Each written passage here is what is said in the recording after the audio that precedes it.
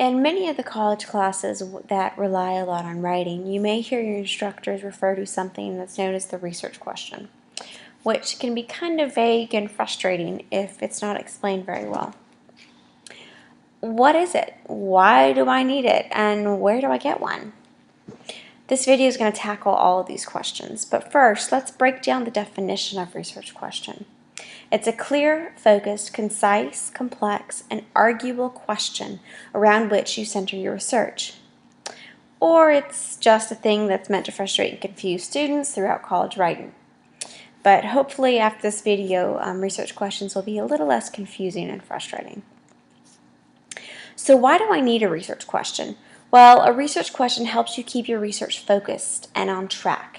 If you've ever had one of those experiences where you waited to the last minute to write your paper and you just all of a sudden started typing out your writing, and a few hours later you read back over it and you realize, oh, this doesn't make sense, there's no clear focus, there's no clear line of thought. Well, a research question will help you avoid that. But a research question is also very important because the answer to this question will actually turn into your thesis statement or the main argument of your paper. So it's important to make sure that your research question is strong. So how do I do that? Well, I'm going to walk you through a few steps that have helped me as I come up with research questions for my own writing. The first one is to find an issue that interests you. No matter what class you're in, try to find a way to connect that class to something that you're already interested in. Say you're in a psych class, but you want to be a vet. Well, you could look at how pets affect our psychological health. Maybe you're a women's studies major and you're in a computer science class, and you want to know why there aren't more women in technology-related fields. Or maybe you're an early childhood education major and you're in a nutrition class. Well, you could explore childhood obesity and how to avoid it. Step 2, explore this issue.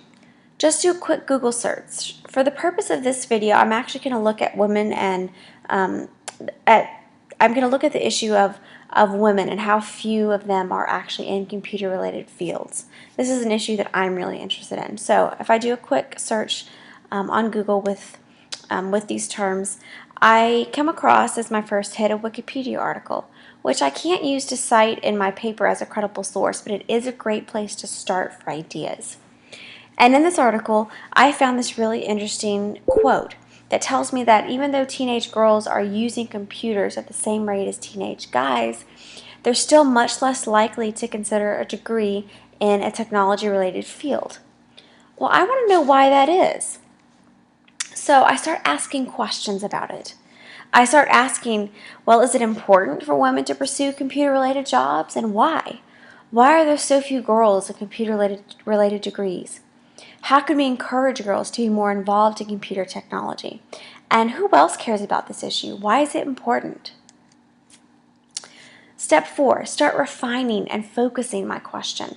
Just because I have a research question doesn't necessarily mean it's a good question. So we're going to go through a couple of bad questions and talk about how to make them better. First bad question, when did the first woman graduate with a degree in computer science? This isn't such a great question because there's really only one answer to this. There is no way to argue or defend or explore this question very well. A better question would be, when, during their college career, do girls usually drop out of computer science programs? And how can we prevent this from happening? This is a question that I can actually explore and then take a stance or position on and then defend. Another bad question is, why do girls hate computers? Well, there's several reasons why this is a bad question. One of them is it's pretty general. It's blanketly stating that all girls hate computers, which isn't necessarily true.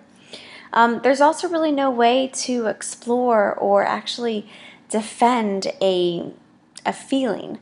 You can't really tell me why girls hate computers. This isn't a question I can actually research. A better question is, why are girls dropping out of computer science programs at higher rates than guys? This is an issue I can dig into, I can come to an opinion on, and then defend. So, As you start coming up with and exploring research questions of your own, here are a few closing rules of thumbs to remember. 1. Avoid yes or no questions. Ask questions that might have multiple answers or opinions. This leads us to question 2. If you don't ask yes or no questions, you'll start coming up with questions that require you to explain or defend your answer. They'll make you take a stance, which is what you're looking to do in college papers. And then finally, 3, ask a question that can be tackled within your page limit. Don't pick a question that is so broad that you find yourself going on and on and on and overreaching your page limit. Find something that's manageable and that's small enough that you can actually answer in the page limit that you're given by your instructors. Now, follow these rules, follow these guidelines, and hopefully coming up with research questions the next time you have to do this,